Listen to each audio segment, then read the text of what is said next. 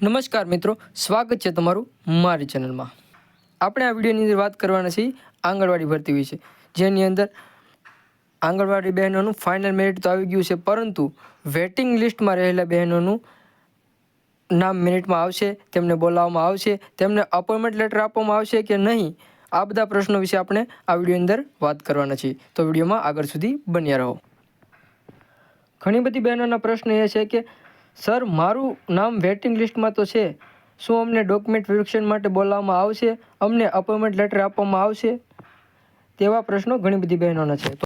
તો આપણે આગળ જોઈએ।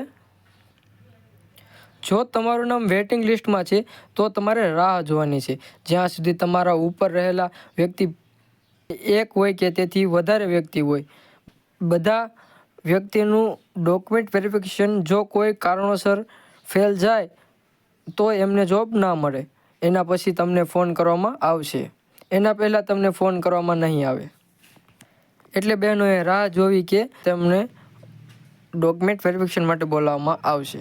જો તમારી ઉપર રહેલા વ્યક્તિનું ડોક્યુમેન્ટ વેરિફિકેશન સક્સેસફુલ પતી જાય અને એમને એપોઇન્ટમેન્ટ લેટર આપી દેવામાં આવે તો પછી તમને ફોન કરવામાં નહીં આવે, એટલે કે તમને નહીં બોલાવવામાં આવે।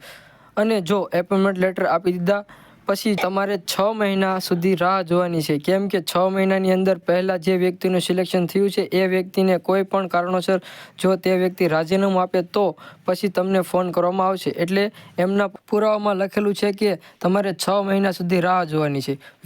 વેટિંગ લિસ્ટવાળાને ઓછામાં ઓછા 6 મહિના સુધી રાહ જોવાની છે, એટલે કે 6 મહિના સુધી જો ફોન ના આવે તો સમજવું કે તમારું સિલેક્શન થયું નથી। એના વચ્ચે જો તમને કંઈ ફોન આવે તો તમારે પછી આગળની પ્રોસેસ એટલે કે હેડ ઓફિસે તમને બોલાવવામાં આવશે। આપણે જોઈએ કે ભરતી સમય ઉપર ચાલી રહી છે, એટલે કે ઓનલાઈન અપીલ એટલે કે ઓનલાઈન ફોર્મ ભરવાના જે 20/9/2025થી 29/9/2025 સુધી ઓનલાઈન ફોર્મ ભરાયા હતા। પછી અપીલની નિકાલ 30/9/2025થી 9/10/2025 સુધી તે અપીલ નિકાલ થઈ હતી। અને પ્રમાણપત્ર ચકાસણી એટલે કે ડોક્યુમેન્ટ વેરિફિકેશન જે 10/10/2025થી 19/10/2000 સુધી ડોક્યુમેન્ટ વેરિફિકેશન થયા હતા। અને ત્યારબાદ હાજર થવા માટે 20/10/2025થી 18/11/2025 સુધીમાં બહેનોને બોલાવવામાં આવશે, એટલે કે તેમને અપોઇન્ટમેન્ટ લેટર આપવામાં આવશે। આ ટેબલમાં બતાવ્યા અનુસાર આપણે જેટલી પણ પ્રોસેસ છે એ બધી સાચી પડી છે, એટલે આમાં બતાવ્યું છે કે તમારે 18 તારીખ સુધી રાહ જોવાની રહેશે। એટલે તમને 18 તારીખ પહેલાં કે 18 તારીખ પછી કે તમારે 18 તારીખની આસપાસની ગણતરી રાખવાની છે કે તમને અપોઇન્ટમેન્ટ લેટર આપવામાં આવશે। જો તમે આટલા મહિના સુધી રાહ જોઈ તો હવે થોડી રાહ હજી જોઈ લો, તમને જરૂરથી બોલાવવામાં આવશે। જો તમારો ડોક્યુમેન્ટ વેરિફિકેશન પતી ગયું છે તો તમને જરૂરથી અપોઇન્ટમેન્ટ લેટર આપવામાં આવશે અને શાંતિપૂર્વક તેની રાહ જુઓ।